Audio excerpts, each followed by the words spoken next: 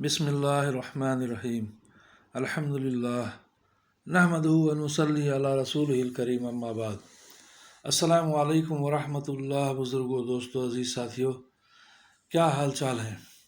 اللہ تعالیٰ سے دعا ہے کہ اللہ تعالیٰ آپ سبوں کو، ہم سبوں کو اپنے حفظ و امان میں رکھے، آمین یا رب العالمین۔ بزرگوں، دوستوں، عزیز ساتھیوں، آئیے حضرت خباب بن ارارت رضی اللہ عنہ کے اسلام لانے کے بعد پہنچنے والی تکلیفوں کے بارے میں جانیں۔ درود شریف پڑھ لیں۔ اللہم صلی علی محمد وعلی آل محمد وبارک وسلم۔ حضرت خباب بن ارارت رضی اللہ عنہ بھی انہی مبارک ہستیوں میں ہیں جنہوں نے امتحان کے لیے اپنے آپ کو پیش کیا تھا اور اللہ کے راستے میں سخت سے سخت تکلیفیں برداشت کیں۔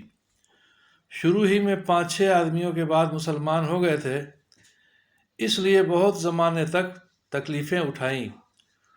لوہے کی زرہ پہنا کر ان کو دھوپ میں ڈال دیا جاتا، جس سے گرمی اور تپش کی وجہ سے پسینوں پر پسینے بہتے رہتے تھے۔ اکثر اوقات بالکل سیدھا گرم ریت پر لٹا دیا جاتا، جس کی وجہ سے کمر کا گوشت تک گل کر گر گیا تھا۔ یہ ایک عورت کے غلام تھے، اس کو خبر پہنچی کہ یہ حضور اقدس صلی اللہ علیہ وسلم سے ملتے ہیں، تو اس کی سزا میں لوہے کو گرم کر کے ان کے سر کو اس سے داغ دیتی تھی۔ حضرت عمر رضی اللہ عنہ نے ایک مرتبہ عرصہ کے بعد اپنے زمانہ خلافت میں حضرت خباب رضی اللہ عنہ سے ان تکالیف کی تفصیل پوچھی جو ان کو پہنچائی گئیں۔ انہوں نے عرض کیا کہ میری کمر دیکھیں۔ حضرت عمر رضی اللہ عنہ نے کمر دیکھ کر فرمایا کہ ایسی کمر تو کسی کی دیکھی ہی نہیں۔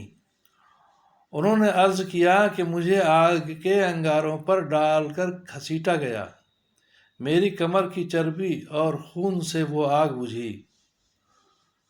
ان حالات کے باوجود جب اسلام کو ترقی ہوئی اور فتوحات کا دروازہ کھلا تو اس پر رویا کرتے کہ خدا نخواستہ ہماری تکالیف کا بدلہ کہیں دنیا میں ہی تو نہیں مل گیا۔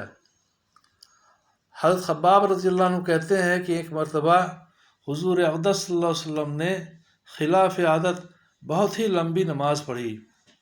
صحابہ رضی اللہ عنہ نے اس کے متعلق عرض کیا تو حضور صلی اللہ علیہ وسلم نے ارشاد فرمایا کہ یہ رغبت و ڈر کی نماز تھی۔